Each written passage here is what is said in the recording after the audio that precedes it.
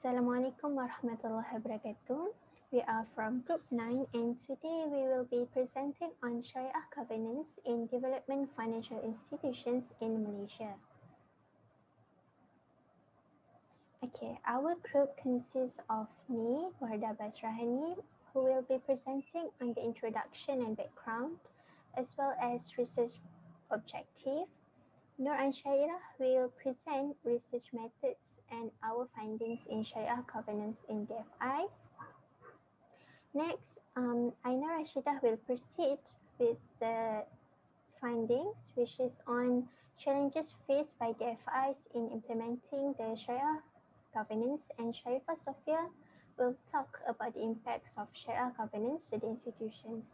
Lastly, Marni Damia will conclude and suggest some recommendations on the topic. Basically, every Islamic financial institution, including development financial institution, is urged to observe its business operations are Sharia compliant. With this purpose, Sharia governance has been set up to govern and control the institution's activities. The Islamic Financial Services Board 2009 defined the term Sharia governance system as a set of institutional and organizational arrangements through which IFIs ensure that there is effective independent oversight of Sharia compliance over the issuance of relevant Sharia pronouncement, dissemination of information, and internal and annual Sharia compliance review. While the Central Bank of Malaysia described DFIs as specialized financial institutions established by the government with specific mandate to develop and promote key sectors that are considered of strategic importance to the overall socio-economic development objective of the country. Examples of DFIs are Agrobank, which focus on agriculture, and SME Bank that focus on financing the SMEs companies. According to the Development Financial Institutions Amendment Act 2015, the institution should always ensure that its business operations are in compliance with Sharia, where they need to follow the Sharia governance framework as obliged by the Central Bank of Malaysia. The framework specified all fundamental aspects, including the key responsibilities of the board, Sharia committee, and senior management. It also provides guidelines in terms of control functions for IFIs, which consist of Sharia risk management, Sharia review, and Sharia audit, as well as issues standards in Sharia compliance, culture, and remuneration, and transparency and disclosure in the framework. This framework will boost and promote public confidence in the IFIS management and business activities despite their size, nature of business, complexity of activities and structures. So our aims for this report is to examine the extent of Sharia governance in development financial institutions in Malaysia and to assess the impact and challenges of Sharia governance in DFIs in Malaysia. Lastly, our objective also is to suggest recommendations in Sharia governance in development financial institutions in Malaysia. Assalamualaikum warahmatullahi wabarakatuh. I am Nur and Shahira and I'll proceed with a research methodology for our project. For this project, our group has interviewed Dr. Ahmad Basri, the head of Shariah for Bank Pembangunan, to get his insights and opinion from the real practitioner's perspective in the industry. We also have referred to the latest version of guidelines, which is Sharia Governance Framework, issued by Bank Negara in 2019, pursuant to IFSA 2013 and Development Financial Institutions Act 2002. Based on the guidelines, a thorough analysis has been done regarding Sharia governance by referring to the annual reports by the banks in 2018 and also 2019. A box ticking method has been used to analyze the length of DFIs fulfilling their requirements and standards. You may refer to the appendix section in our report. Other than that, we also have reviewed articles related to Sharia governance in Islamic institutions published by various scholars around the world. Next, I will proceed with our findings for this project. For this project, we focus on the Part C in the Shariah governance framework issued by Bank Negara. For the first one, the disclosure of Shariah committee members in annual report. Following the requirement in the SGF 2019, the DFIs are required to disclose the Shariah committee members in the annual reports. From the analysis, all DFIs were found to fulfill the requirements set by BNM. For instance, all DFIs held more than 6 meetings, disclosed the attendance of the members accordingly, and most of the members attended at least 75% of the meetings. In these meetings, the members were expected to participate actively by providing their opinions and deciding the best solutions for the institutions. Next, the qualification of a Sharia committee. As you can see, Bank Negara also stresses upon the qualification and experience of Sharia committee members.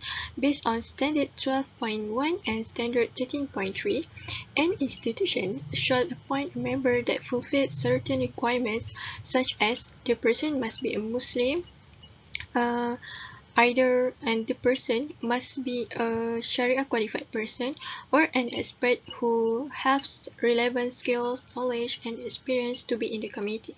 From the analysis, majority of members are experienced bankers and academicians that serve in various top universities in Malaysia. From Dr. Ahmad Basri's perspective himself, he opined that regulators in Malaysia has provided comprehensive guide as compared to other countries in the world.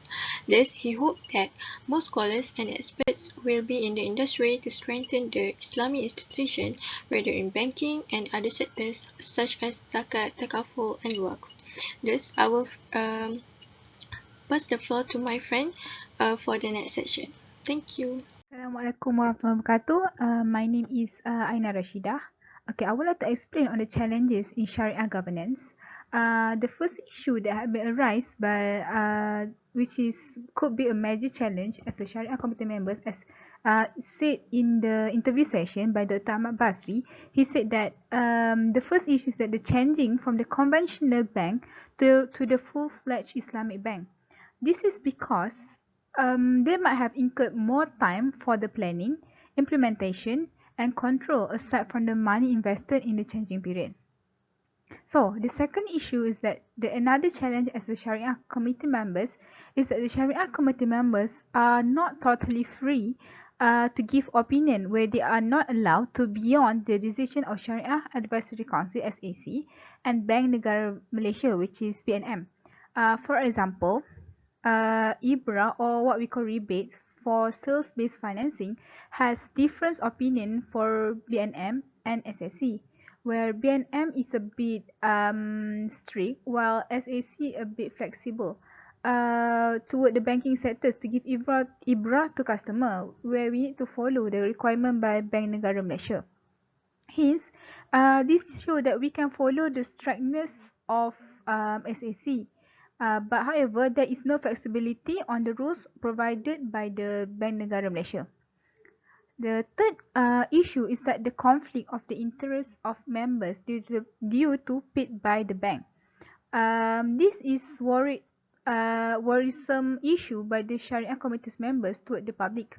From the point of view of the public, they might think there is conflict of interest, as Sharia committee members have been paid allowance or emolument by the bank. However, Sharia committee members are considered as independent because they still can address their opinion freely without the influence of the bank, as they are not full-time workers in the bank, so they can say yes or no even though they have been paid by the bank. Thus, Sharia committee members do not worry anymore, and they can maintain their independence and from influence of the bank.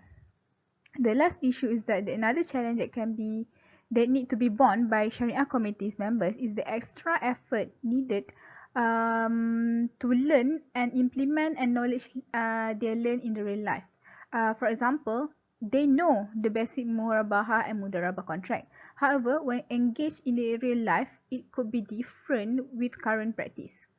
For instance, as per in learning session, we learn that istisna contract have pillars and condition.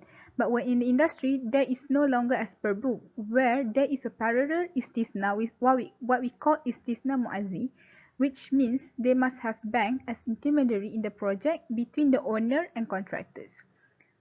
Therefore, to overcome the challenges as a Shariah Committee's member, they must go for a several training session to equip themselves with requirement knowledge as opposed to have aside from gaining knowledge and experience during the board of meeting. Hi, Assalamualaikum everyone. My name is Sharifah Sofia. So I will proceed to the next part on positive impact of Shariah governance.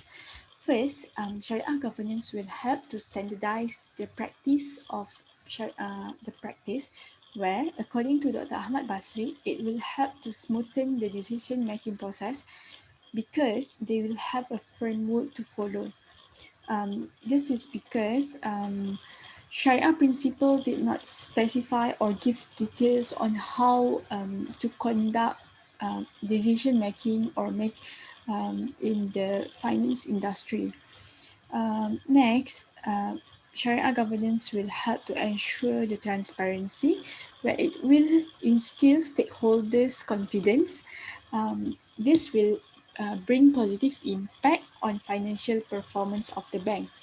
Um, from our research, we found out that um, Sharia governance have a significant impact to the financial performance of the bank. For example, if a depositor found out that the bank is non-compliant with Sharia, hence the depositors will withdraw the money from the bank. This will result to a negative impact on financial performance of the bank. Moving on to the next part, which is the negative impact of Sharia governance, is there is a conflict of interest between board of directors and Sharia committee. This is because both of these roles have a different view and goal to achieve. For example, Sharia committee is more focusing on Sharia, where they need to ensure that Islamic financial institution is in line with Sharia principle. Whereas board of directors have their own role to fulfill in making sure the bank is fulfilling the interests of their shareholders or relevant stakeholders. Next, we also found out from Dr. Ahmad Basri, they receive a pressure from the bank in their decision making process, in which they are not given ample time to study about the product and etc. So I think Dr. Ahmad Basri also hope that the bank will give them enough time to make decision to avoid any errors or any mistakes happen in the future. So I think that's all from me. Thank you. Assalamualaikum warahmatullahi wabarakatuh. My name is Marni Damia. I will present on conclusion and recommendation. For the conclusion, throughout the discussion, we present in detail the definition of Sharia Governance and Development Financial Institution (DFI). We have finally come out with three significant findings, which are the Sharia Committee members, challenges, and impact of Sharia Governance. Based on our research, we highly recommend the proliferation of more well-versed scholars in the field of Sharia governance. This is due to the shortage of qualified and competent scholars. The available scholars already held multiple positions in different organizations in the field of Sharia governance. On the other hand, Sharia governance should be implemented in all conventional banks as it complies with several goals in Sustainable Development Goals (SDG). The goals are decent work and economic growth and peace, justice and strong institutions. Sharia governance practice transparency in their disclosure of data and management that promotes just and fair allocation of resources. In Islamic view, riba, interest or usury are strictly prohibited in Islam as dealing with riba-based transaction means declaring war with Allah. There are many narrations regarding the prohibition of riba in the Quran and Sunnah. In the Quran, Allah prohibits riba in His revelation as mentioned in Surah Al-Baqarah verse 275, where Allah has permitted sale and prohibited riba. Allah emphasized clearly the severity of riba in the verse. On the other hand, in a hadith narrated by Muslim, it is mentioned that from Jabir, the Prophet Muhammad SAW cursed the receiver and the payer of interest, the one who records it and the two witnesses to the transaction, and said, they are all alike in guilty. That's all from us. Thank you.